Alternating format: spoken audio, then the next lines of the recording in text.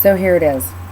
I have recently acquired a job at a daycare facility, and I expected the job to be really stressful. I expected it to be insane. I expected it to be completely crazy, and a very thankless job because I'm working with young children, and young children can be very hyper and loud and sometimes overbearing. What I found was that it wasn't the children that I was having problems with. I've been working here about a month, and I love the children that I work with. I really do. I think a lot of them are great. I think a lot of them need help, and I think that their daycare environment is where they get a lot of that help. What I have found is that it is the parents who don't have enough gratitude or don't have that gratefulness that we expected to be lacking from the children. We see the children being grateful. They thank us, and they show us by doing better. They show us by improving. And the parents have actually shown no such difference. Every day, the parents come in with the same attitude, with the same reactions, with the same conversations.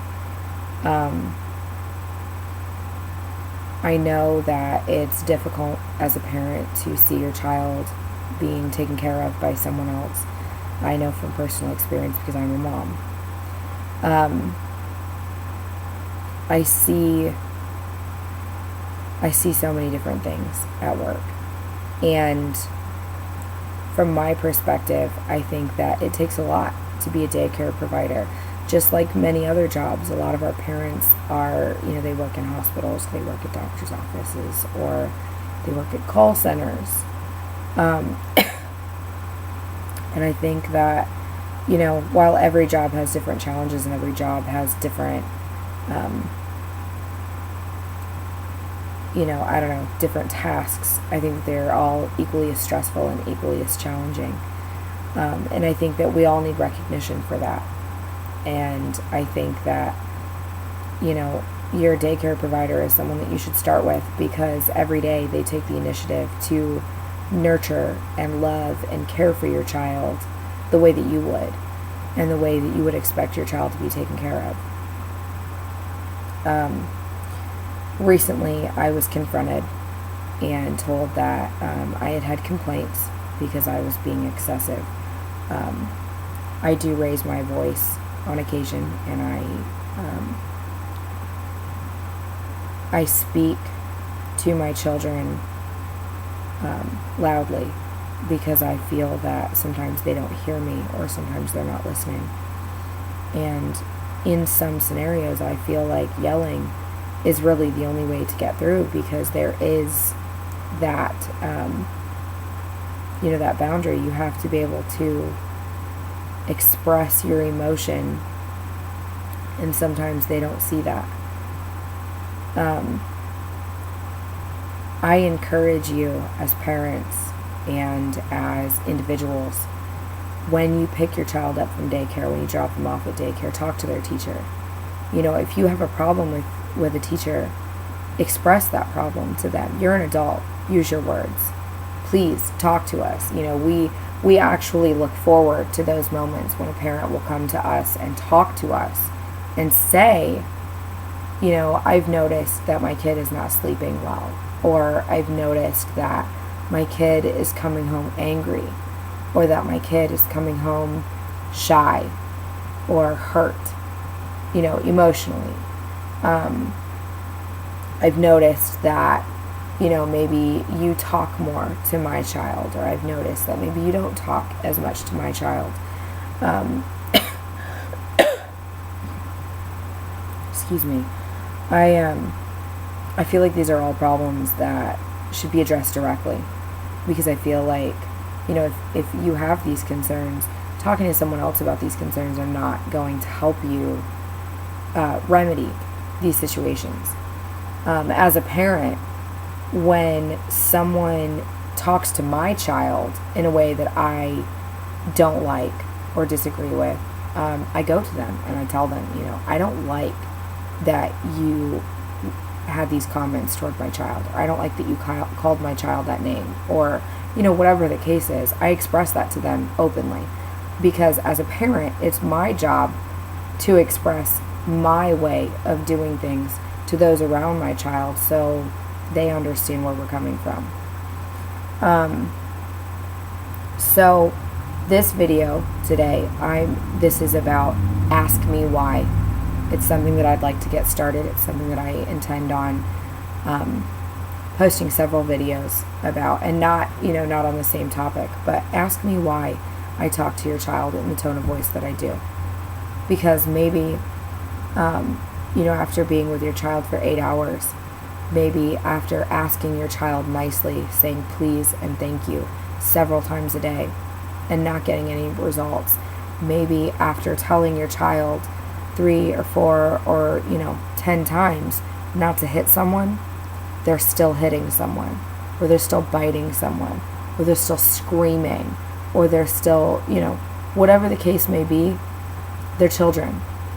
They interact differently than adults do, and they need a different interaction to change their behavior. And sometimes raising your voice might be necessary. I know that this can be a touchy subject, because when my child was younger, I had the same views. You never raise your voice, you never hit, you never spank, you never slap, you never fight. Whatever the case may be, everything is different. And when you take your child from home, they act differently at home. My child, she doesn't argue with me at home, and she doesn't scream at me at home, and she certainly doesn't hit me when we're at home. But when I take her to daycare, she's hit me. When I take her to daycare, she's hit other people.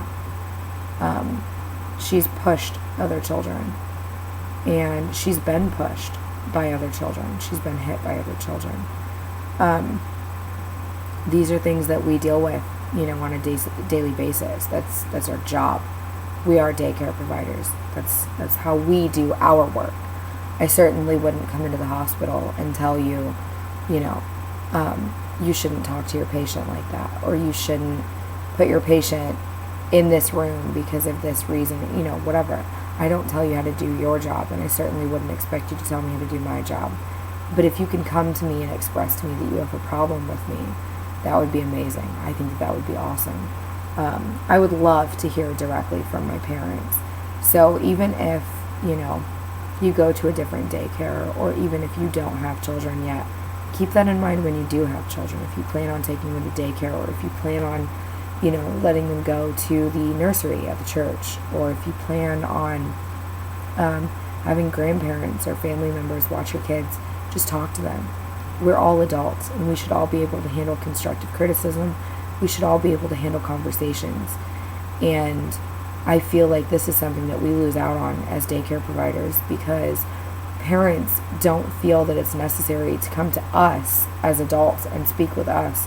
They go to our supervisors and our directors and our managers, and they express to them, I believe there's a problem. They express to them, this person was yelling, or this person did this, or this person did that. Come to us and tell us that you have a problem. And sure, after 5 or 6, maybe not even after 1 or 2 or 3 times, if you feel like your message isn't getting across, absolutely take it to the director, take it to the manager, take it to whoever you feel is necessary to get your voice heard, okay? But on a first offense, on the first issue, please go to your daycare provider and speak with them directly. We should be able to handle this and, work it out amidst ourselves. I don't think that it's necessary for us to, create an environment as if we were school-aged children tattling on each other. I think that it would be better if we could just have conversations and work it out.